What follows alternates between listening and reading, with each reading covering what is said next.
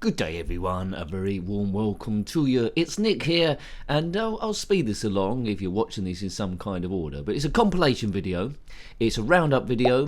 All Amiga games are covered on the channel, going from 551 through to 600, so stand by and enjoy. Let's continue.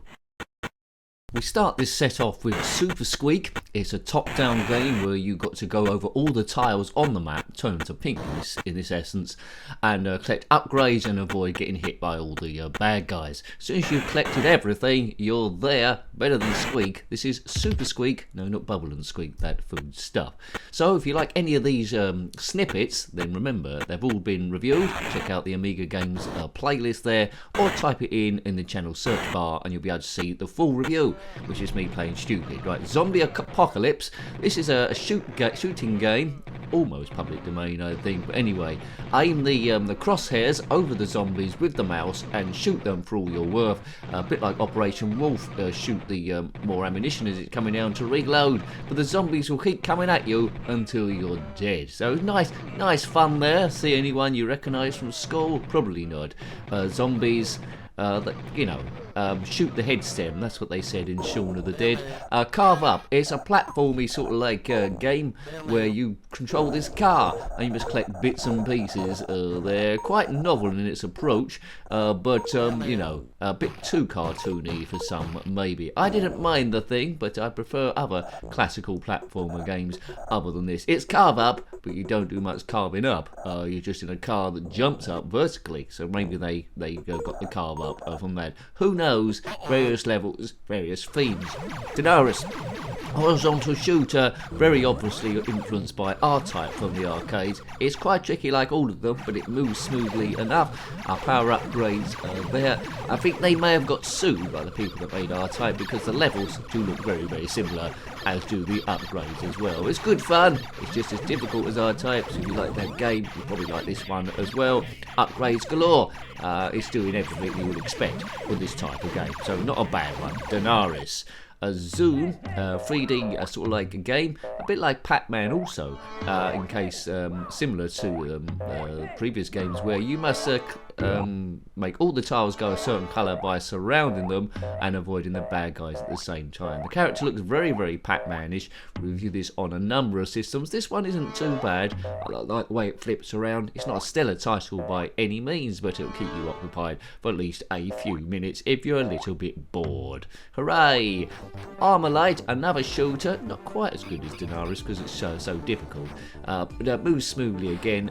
My goes are very brief on this thing. You haven't got much room to manoeuvre around the place, but the music isn't bad for what is there. If you practice, you'll probably get pretty good at it, but as I say, I found it quite frustrating. Another one of those horizontal shooters that are always influenced, as I say, by R-Type, and there might be a few of these in this roundup. I can't fully remember. We'll see if we bump into them. Pirates is quite an epic game. Because my version was cracked, of course, I couldn't get past the copy protection, so I was hindered right from the start. But if you play it properly with a proper version, you play a pirate on the high seas. You go all around the world.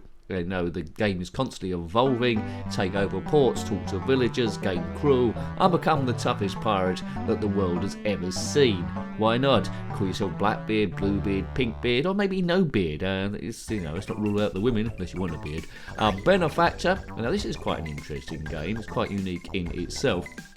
You control this itty bitty man, and he must run across platforms and get rocks to certain places and then get to the end of the level. It's quite interesting, this idea. It takes a bit of practice to get used to the thing.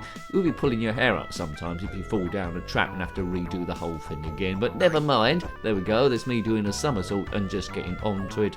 But I wouldn't have been too disappointed with this back in the day. Galactic Xmus Remix, yes, it's a Christmassy game. We review, at the moment, one Amiga game a week, so in these roundups there'll probably be a Christmas game or two. You know, it's for magazine cover fare, it isn't too bad. Shoot stuff that falls down, collect presents, and then get on to the next stage. And then nick down maybe for a mince pie, say hello to relatives, and then disappear back into your room again, which you can only get away with if you was a kid or a teenager. As soon as you're adult, you're downstairs for the duration. Fire and Ice, the Christmas special edition. Yes, it's like Fire and Ice, but he's got Santa Claus clothes on. Yes. It's very popular, these sort of like games, a bit slippery in the gameplay, but I like the thing. It's got its own sort of like character. Freeze these penguins, collect all the things you need to do, get a key, and then get off the sort of like stage. Lots of Christmassy tunes throughout the whole thing, lots of effect, and it's good fun for a Christmas fair. Jingle all the way, bingo. Blockhead. This is a puzzle game. Collect all the bananas, move squares to certain positions. You'll be familiar with this sort of genre of games anyway, and then get to the inn. It gets progressively more difficult, which you expect from most sort of like games, but it's quite gentle. I liked it. Reminds me a lot of the first game like this I ever played called Chip's Challenge, which was quite good, and it advances on that. Push and pull blocks in the correct order. Don't run out of time, and all that sort of stuff. Hooray for us! There's a block there on the right. This is Blockhead II. Similarly, on the right it's changed. There's a bomb coming down to blow up that teddy bear. So we must have to move stuff around, get all the fruit, get to the exit before that teddy bear gets brutally crushed. You know, you wouldn't crush a teddy bear, would you? It probably got a bit of bounce factor, but never mind. Blockhead 2, it's more levels essentially from Blockhead. There's a few variances in the gameplay, and it's a worthy addition. If you like Blockhead 1, you'd like Blockhead 2, so, you know, maybe worth a check in out. Fire and Ice, of course, not the Christmas edition. This is the proper game. As you can see, it's very, very similar, apart from he hasn't got a Santa costume on. Fire your way through the whole thing. Lots of epic fun there. But as I say, if you like this, play the Christmas edition as well. I think there might be modded extra levels here and there. There's some snowballs for us to jump over. And it's quite cutesy as well. So if you're into these sort of games, this is a good one to add to your collection. There's fire, there's ice, there's different levels, there's different themes. Thunderburner, this is appalling. It's a chase you game which is trying to be a little bit like, I suppose, Space Harrier, where you can turn into this aircraft at any point, but you might as well not, because it's very, very awkward in controls. The frame rate is appalling for a 16-bit game. Play this if you want a bit of historic interest to it, but don't spend too long here. Over different stages, it moves painfully slow, and the gameplay is very, very unfair. Avoid. Hawkeye. Now, this game was pretty good on the Commodore 64 when I reviewed it. It's not bad on the Commodore Amiga, to be fair with you, but it's not up to the style of Psygnosis, which is the Channel Vids 1 and Channel Vids 2, which is up against. It's a bit like an 8-bit upgrade, really. So if you like the Commodore Amiga, Commodore 64 one, I should say, you might get some fun out of this too. Move backward and forward, get free objects, and then get to the exit, and that's essentially it, really. Minsky's Firm Ball. Very Japanesey, this. You know, there's various versions of this all around the place under different names, especially on the Mega Drive, Dr. Robotnik's Mean Bean machine. But you need to, versus your computer opponent, you need to get groups of 4 things together, these Minskys, and strategically, once you've done that, it throws a load of obstacles to your opponent, and if their screen fills up quicker than yours, then you are the winner. There's lots of different tactics here to adopt. Mirror magic, yes, you know, it's not particularly good, this one, but you need to get lasers and redirect them with these shields here to blow up all the nodes there and get it to the exit point by refraction. If you do the laser in the wrong place, sometimes it goes into a feedback loop and then blows you up completely. You've got a limited amount of time to be able to do that. But it's all about your angles, really, and finding out the best way to go forward. Menace, another one of these horizontal scroller shooters. It's a lot easier than most, so if you never got on with the original ones, like R-Type and a few of the other ones we mentioned, Dinaris, this one could be for you. It's very, very fair. It's like shoot 'em ups for beginners, and I'm pretty much a beginner newbie. My gameplay is often quite dodgy, so if you get annoyed with those, you can pretend that you're good at shooters all of a sudden by playing this. The music is a little bit scratchy, but apart from that, it's okay for a few minutes if you want to pretend how good you are at shooters when you're normally blown up straight away. Last Action Hero, look at this. Based on the movie Last Action Hero, Arnold Schwarzenegger has never looked so weak. He can't jump. Now, I've never seen a fighter game before like this where you can't jump at all, and I don't know why. But it's a hindrance to it. But, you know, it's a bit of fun, but it's no Streets of Rage or anything like that. It's no Double Dragon. It's a shame, really, because it could be a lot better than it really was. But add a leaping jump, and this might have had some fare, but he seems rooted to the ground. That's a problem. Spherical. We reviewed this on the Commodore 64 already. You control a wizard. He can make blocks disappear or reappear there. And the idea is, once a ball is released, we need to get it to the in the bottom left, although it does change positions from stage to stage here. Don't bump into any of the enemies there, or you're dead, and then you're on to the next stage. Spherical. It's like a puzzle platformer sort of game. Yes, there we go. So we go, I'm adding blocks here so the thing don't fall down. A butcher hill. Now this looks dodgy. Look at the side scenery, moving quicker than the middle scenery. I don't know how that's possible. But anyway, this is over different stages as well. The first one, you're in this dinghy boat. There you must get to a jetty. Once you've done that, it turns into like, well, is it third person, or maybe first person thing through the jungle. Moves painfully slow. Not really a game to spend any decent money on. Spend your pocket money on something else, or maybe a big bag of chips instead. Yes, Butcher Hill. No butchering going on here. Now we're on to Whiz and Li. This is a great little platformer game over a number of stages. Starts off easy enough. Collect all the objects, mix spells for power-ups and stuff like that.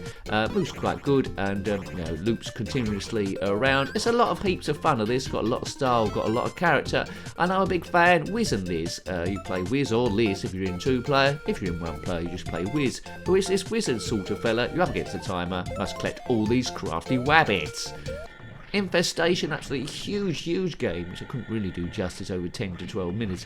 But the first bit is you're on a planet's surface, blowing up sort of things, but you need to get into a tower, I think, and then get in a spaceship, then you get off-world, and it really starts building up.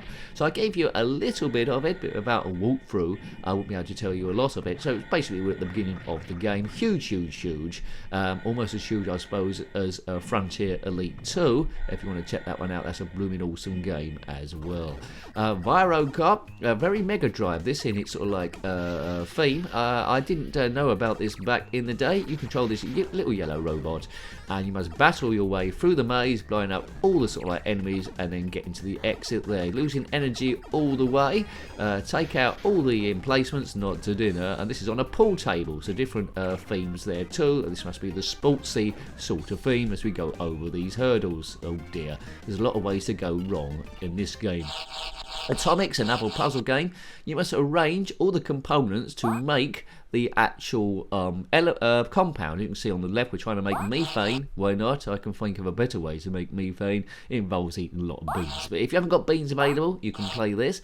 The compounds you've got to make become ever so more complicated, and it takes a bit of skill because you can only move the elements as far left or as far right until the next wall or block is in the way, so that's where the issue happens. Rough and tumble, a quality platformer game, gorgeous graphics involved in this. They spent a lot of time over this.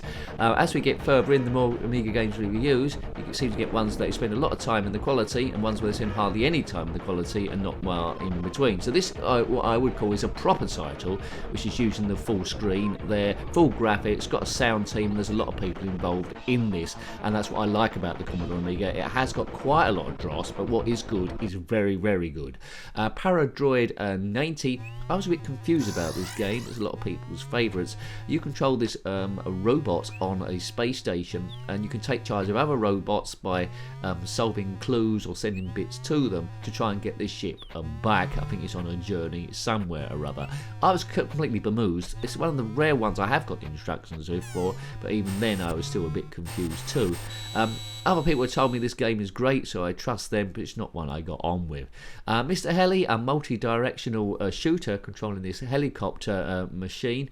I think the game has got a bit of sound on it, but my one didn't seem to be making any for whatever reason, which took away a bit of the atmosphere, so don't judge it a bit on that. I didn't feel there was much of the screen for me to work with compared to the enemies, and my ship was a bit big compared to that area, and I felt like I was a sitting duck most of the time, a bit like a bumblebee in a very small tunnel trying to fight wasps. Mr. Heli, a helicopter. Rock and roll, yeah, quite a basic idea in premise. We control this ball, rolling around the place, getting all manner of items, and again getting to an exit point. I was rubbish at this, but not expert gameplay, nonsense chat as always, and just having a little bit of fun. So I hope you're enjoying the videos. We are having a bit of fun. viewed quite a lot by now, and maybe I should have 1 million subscribers, but I haven't. I've got you, thank you, and just, well, 5,000 or so at time of recording. Max Rally. Now, this was a very late addition to the Commodore Amiga, but if I'd known about it, I would have played it quite well. I mean, the themes are good, the graphics are wonderful, and they spent quite a bit of time on this one. You know what to do, don't you? Win the races, buy upgrades, the further you come up the field, i.e. first, the more money you get to buy those upgrades. So yeah, good. Influence of course by micro machines. I haven't seen this do the cars this small in too many top-down racing games, and that adds extra variety to the course. Ango and the Eto Pole 500 sounds very similar to Super Hang-On. It's not quite as good as Super Hang-On, but you can get a bit of fun from this thing. Ango and the Eto was a Spanish motorcycle racer, but listen to that sound, it's absolutely gorgeous. Try and perfect the thing. So if you're a bit fed up with Super Hang-On and want a bit of variety, this might be a lesser known one that's for you to actually get involved with. But yeah, it sounds very similar to Super Hang-On, almost as if they pulled the sounds from it. Jim Power, Mutant Planet, another one of these AAA titles where a lot of time's been spent on the thing. It's a platformer. The colours might make you feel a bit ill. It's very candy box. Wherever there's a colour, they've used it. It's as bright as hell. But parallax scrolling all the way through. Battle your way against all villains. Jump on moving ledges. You know, it's not breaking the mould at all with this one, but what it does super duper uber well. Gemstone Legend, another fairly basic horizontal scroller shooter with not the greatest frame rate in the world. It's got a bit of character of its own. It's no Agony from Psygnosis, which I think it takes its influence. Check out Agony from them, which you're controlling an owl, and it's relentless and top music. Here we got a bit of wind, a bit like my outros, I suppose, on the video, so maybe I can't say too much about them. It's pretty tricky again, but the good animation on the bird, but there's the frame rate's not good. There's not too many frills. This game's awful. Jetsons, the computer game based on that Jetsons cartoon you might have come across. It was like an evolution of the Flintstones, a bit like Futurama was from The Simpsons.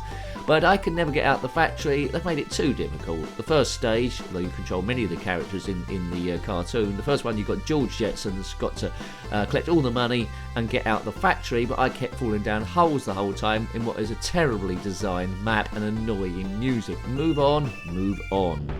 Belial, very obviously influenced by Ghosts and Goblins, but not quite as good as that. It looks like it was going to be a good game, but then they've messed up by putting these bouncing pumpkins, which keep bouncing on forever.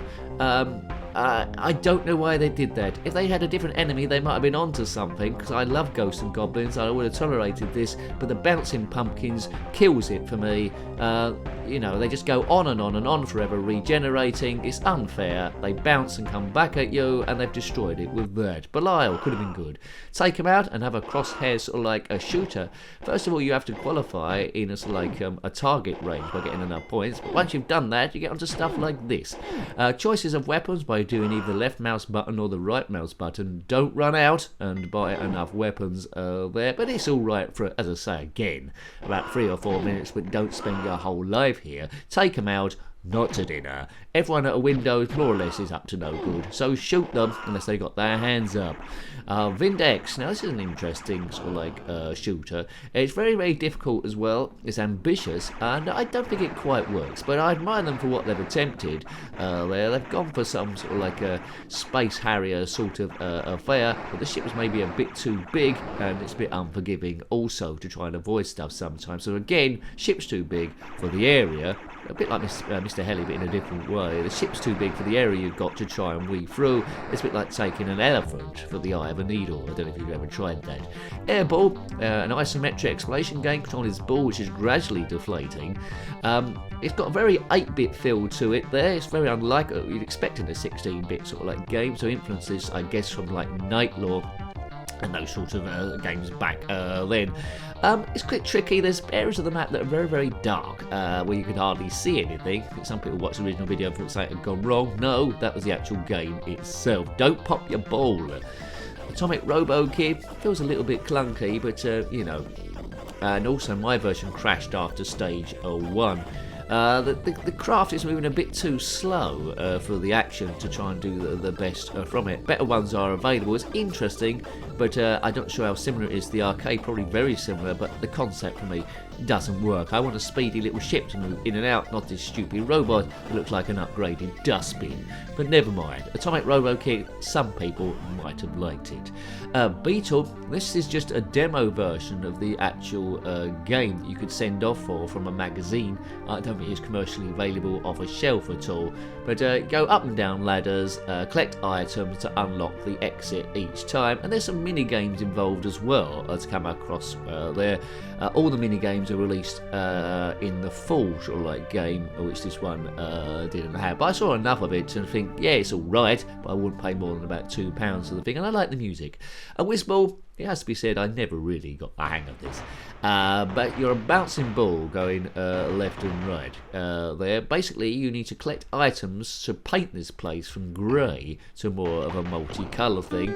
And I never got the hang of the bouncing. People in the comments section gave me a few tips about the thing. I do play it as a newbie noob. We don't always have the instructions where someone might have lent it to you at school to see what the most people's experience would have been like, rather than those people that read every single syllable of every single instruction.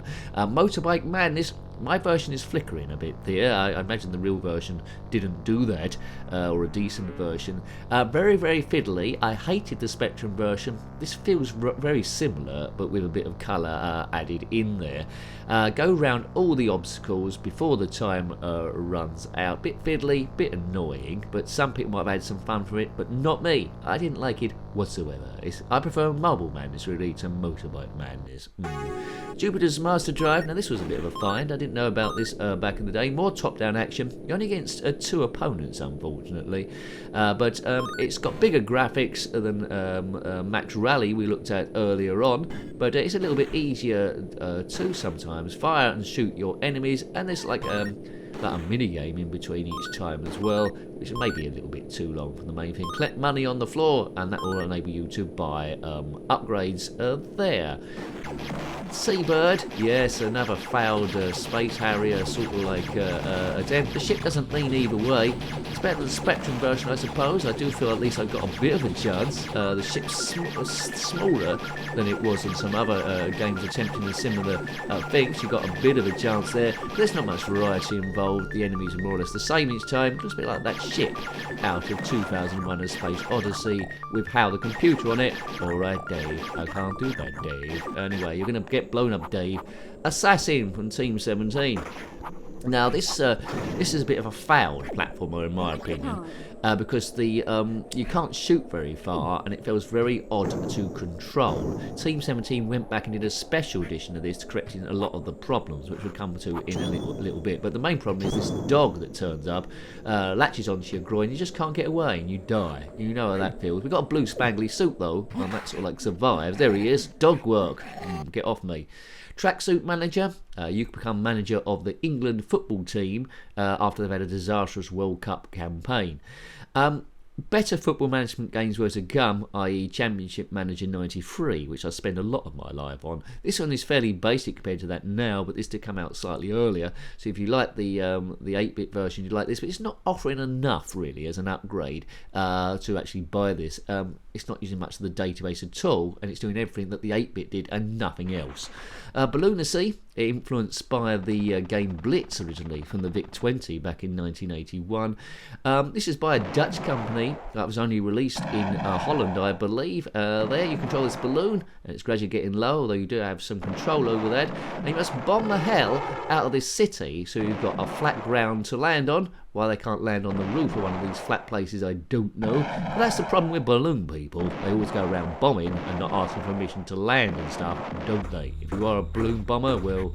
Assassin Special Edition. Now, you immediately see it's a lot better than Assassin. The graphics are better, it's got better level design, the bloke spangly suit fits him a little bit better, and he can shoot better stuff. There we go. So, well done, Team 17. Known for quality. A bit of a slip up on the original Assassin, but, you know, they've gone back and corrected it 2 years later with this special edition. So don't worry, don't play the original Assassin, play this special edition, which is heaps better, got lots of style. And look at that background as well, very shady and moody.